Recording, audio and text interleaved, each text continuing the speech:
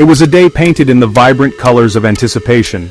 Sunday, the 23rd of March 2025, dawned bright and clear in Nairobi, but the city's true colors were on full display at the iconic Nyayo Stadium. Kenya was hosting Gabon in a crucial World Cup qualifier, and the air crackled with the electricity of a nation on the brink of footballing glory. Fans, draped in the Harambee Stars colors, began their pilgrimage to the stadium early. Chants of Kenya, Kenya, filled the air, punctuated by the rhythmic beat of drums and the intoxicating aroma of nyama choma wafting from makeshift grills. The energy was infectious. It wrapped around you, pulled you in, and left you breathless with excitement. This wasn't just a match, it was a carnival, a celebration of national pride and a shared dream of World Cup qualification. Inside the stadium, the atmosphere was even more electric. Peter Salasya, the Member of Parliament for Mumias East, was a man accustomed to attention. Known for his fiery rhetoric, his audacious social media presence, and his penchant for courting controversy, Salasya was a rising star in Kenyan politics, albeit one often shrouded in a cloud of contention. On this fateful Sunday, Salasya arrived at Nyayo Stadium, not in the understated manner befitting a public servant, but with the swagger of a man who knew his worth. Clad in the colors of his beloved AFC Leopards, a club whose own passionate following rivaled that of the national team, Salasya cut a striking figure. He was a man impossible to ignore. His destination, the VIP section. This was no ordinary match. Security was understandably tight, protocols firmly in place. But Salasya, emboldened by his status and perhaps a touch of bravado, seemed undeterred. The confrontation began subtly, a murmur of dissent in the face of unyielding authority. Salasya, upon reaching the VIP entrance, was met with an unyielding wall of security personnel. His attempts to assert his right to enter as a member of parliament were met with polite but firm refusals. The officers, well versed in protocol and unmoved by political grandstanding, stood their ground. The air thickened with tension. Salasya, accustomed to a certain level of deference, grew increasingly agitated. Voices were raised, accusations flung like darts. The crowd, initially oblivious to the drama unfolding at the VIP entrance, began to take notice.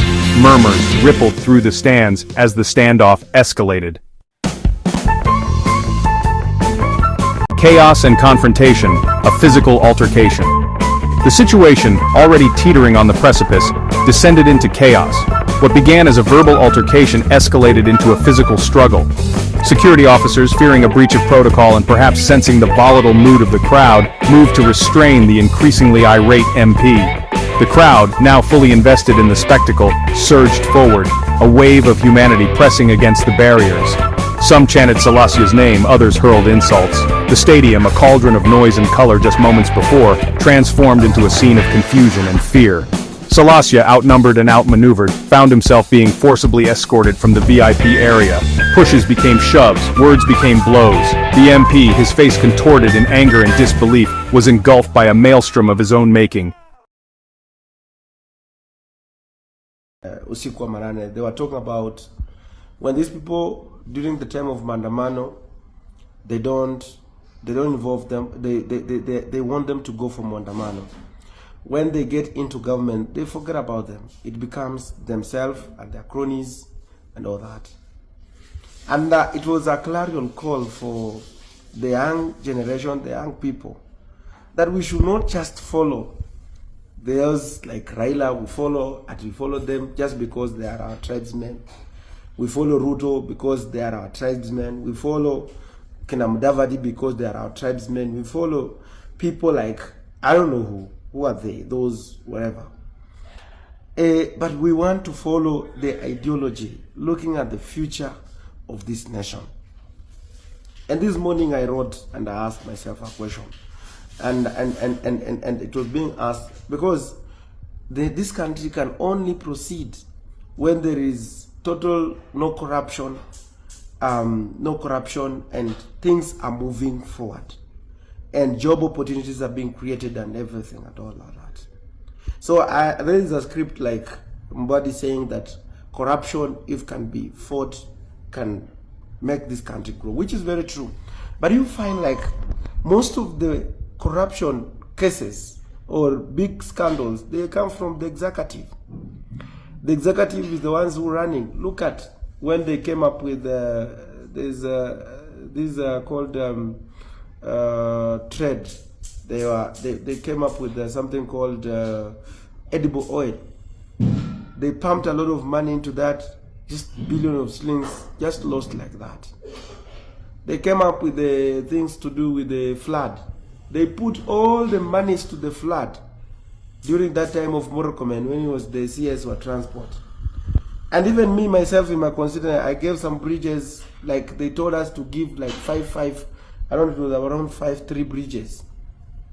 But no single bridge has been ever constructed during that time. And they took about, I don't know how many billions, a lot of money. I don't know, like 30 billion. They went through the Kera. They took money, no single project was done like this is the project for Kera that was meant for flood projects. They came with even this shutting, just to come with only the system, they eat money and all that. They come up with the issues, things that, like right now, you ask yourself. I saw an issue that most of the universities, they are going for the insolvents, the 21 university or so. It's because you ask yourself, look at the story like technical universities. It's not technical, even other institutions.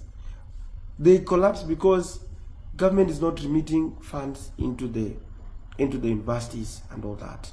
Even the KMT's, Kenya Medical Training, like even 600 million have not been remitted into that. You ask yourself that they increased the money for the fuel levy from 8% to 18%. This money that are meant for road maintenance. Ask yourself, Kera is not receiving money. They get like, there's no money coming. Most of the roads cannot be done in constituencies just because Kera have not received money to do whatever.